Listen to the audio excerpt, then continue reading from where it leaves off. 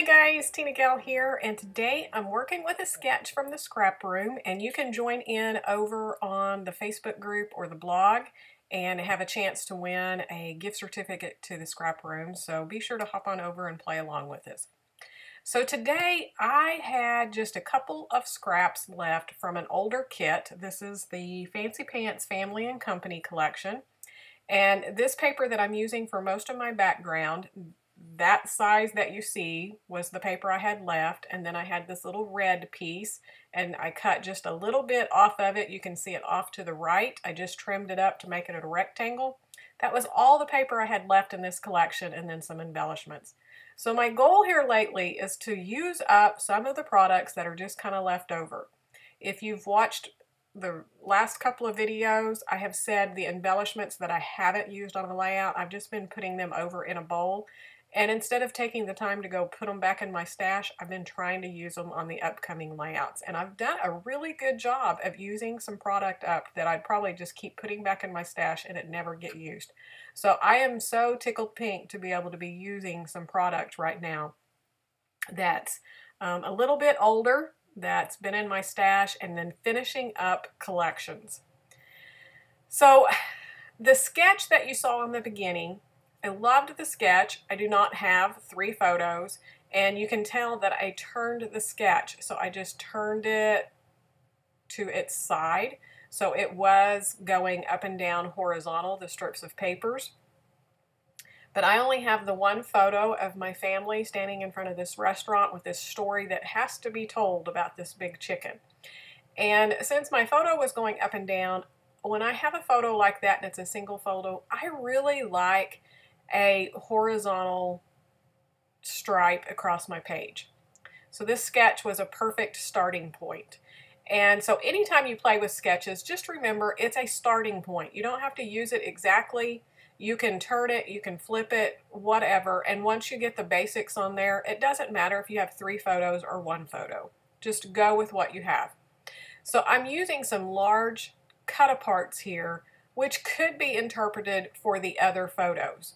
So think about that also. Just because it says a photo on the sketch doesn't mean it has to be a photo. It could be your journaling block, it could be a title, some sort of embellishment that's large. Since I had quite a bit to write, I wanted to use these cut-apart sheets that were kind of like old tickets, sales receipt tickets and things like that, so I'd have plenty of room to tell my story. So I cut 3 out in the beginning. I had 2 different ones that were red, a lighter red and a darker red. And I really thought that I needed the dark red because I have the dark red behind the photo and there's darker red in the plaid paper.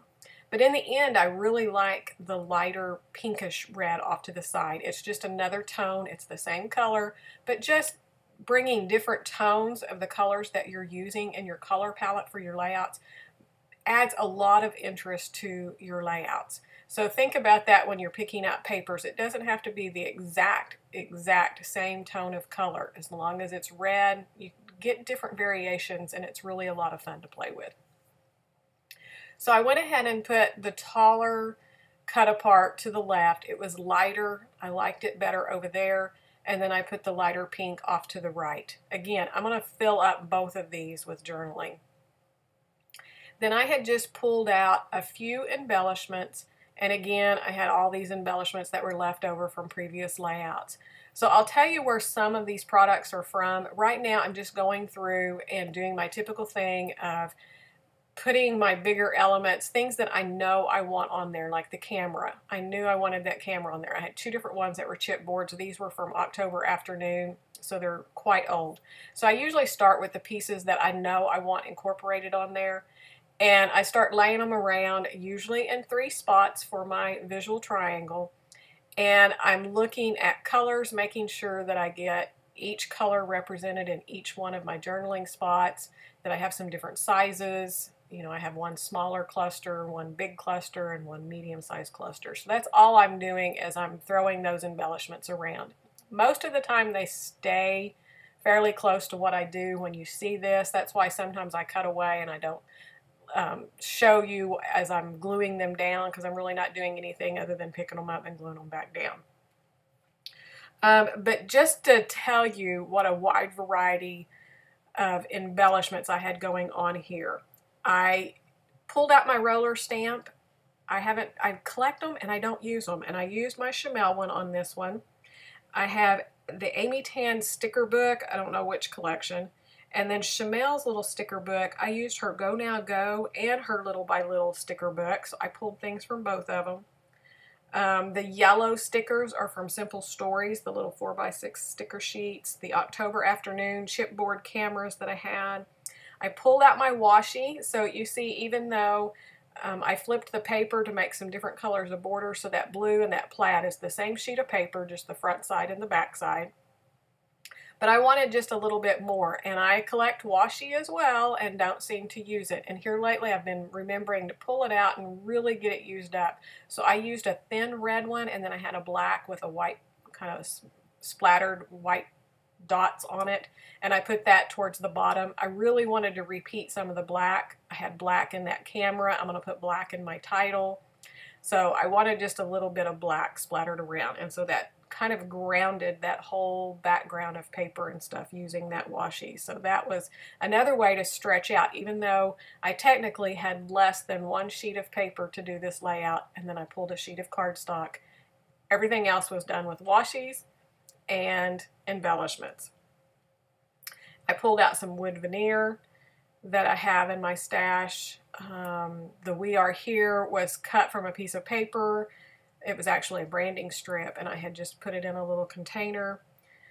I used some puffy stickers from this same collection, the Family and Company from Fancy Pants. That was pretty much, well, that's all I have left now is that little piece of red paper and then a bunch of puffy stickers from that collection. So that will go into my stash now. I've used up this collection. And the cut apart paper that these kind of like tickets that I do my journaling on, that was from one of Paige Evans' collections. It's paper number 11. Again, I'm not sure which collection of hers that it was, but I did write that down. So I love how this turned out. I kind of struggled a little bit with where I wanted the third cluster. I believe on the sketch they kept them right on that strip, that band of paper. All the design was there. But since I had turned it, when I do a design like this, I like to put something up on the top. And so normally my go-to is just to do some banners and stuff. So I pulled out some stickers and that chipboard. Actually, that chipboard is a Lily Bee collection, so that is really old. The blue sticker, label sticker, is another October Afternoon sticker, old sheet. The little red label sticker that's underneath that wood veneer button, that is from Close to My Heart. It's a little canvas sticker. You can tell I just pulled out all kinds of stuff, and I am really enjoying using up just leftover bits and pieces. And I was trying to remember this little ticket down here.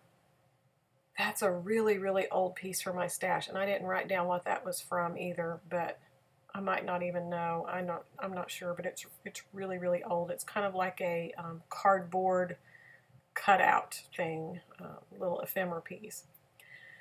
So now I had everything primarily where I wanted it, but I saw some gaps where I wanted some more yellow. I had used this little sticker that was like a sheet of paper torn out on the left-hand side of the photo. So I really wanted to get more yellow into all of the clusters. So that's where I put that ticket down below, label sticker up above, and then I found a round one to go behind that wood veneer button up at the top so that I could pull that yellow in.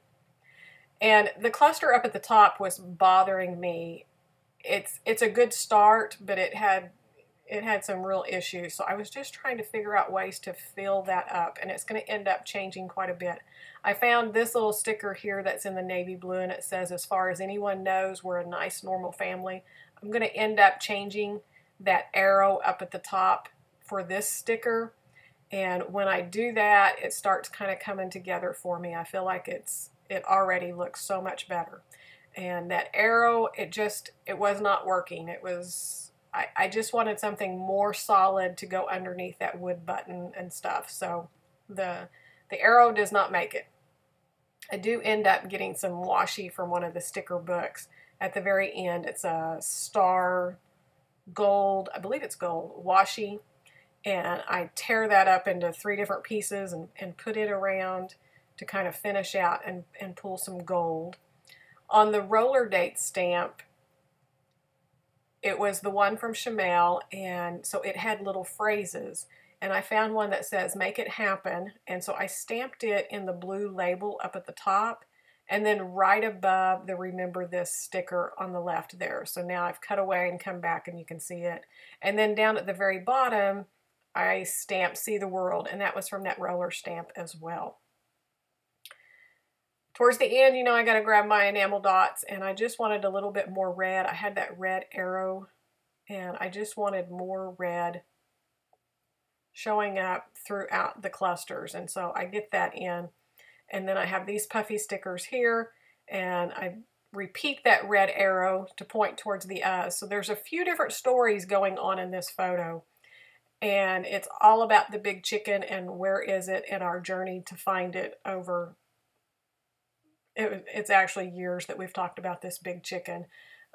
So there were stories about how where we remembered it being a long time ago, you know, 20 years ago, to my daughter and I trying to find it a few years ago and looking in actually the wrong state, evidently for it, although I still swear that it was in Arkansas and not Missouri.